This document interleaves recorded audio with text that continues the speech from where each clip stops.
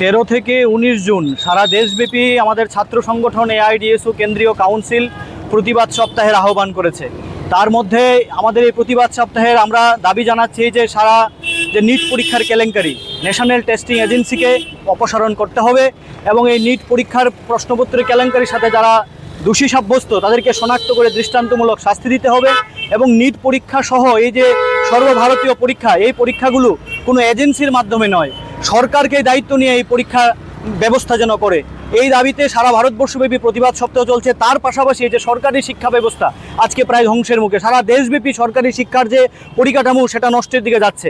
আমরা আমাদের রাজ্যেও দেখছি যে সরকারি স্কুলের শিক্ষা ব্যবস্থাকে মার্চ করে বেসরকারির দিকে নিয়ে যাওয়ার যে আলাপ আলোচনা চলছে, ষড়যন্ত্র চলছে, তার তীব্র প্রতিবাদ জানাচ্ছি আমরা। এবং সারা ভারতবর্ষব্যাপী যে শিক্ষার পরিকাঠামোর মধ্যে যে প্রচুর খালি শূন্যপদ রয়েছে শিক্ষকের, এই অপর্যাপ্ত যে শিক্ষক স্বল্পতা তা অতি দ্রুত সমাধান করতে হবে, শিক্ষক নিয়োগ করতে হবে, সরকারি শিক্ষা ব্যবস্থায় বাজেট বৃদ্ধি করতে হবে, পরিকাঠামোর উন্নয়ন করতে হবে, তবেই সার্বজনীন শিক্ষা উন্নত হবে। আর নইলে এই সার্বজনীন শিক্ষা মার খাবে। তাই আমরা দাবি তুলছি যে সেফ পাবলিক এডুকেশন, সরকারি শিক্ষা ব্যবস্থাকে বাঁচাতে হবে এবং ন্যাশনাল টেস্টিং এজেন্সিকে বাদ দিতে হবে।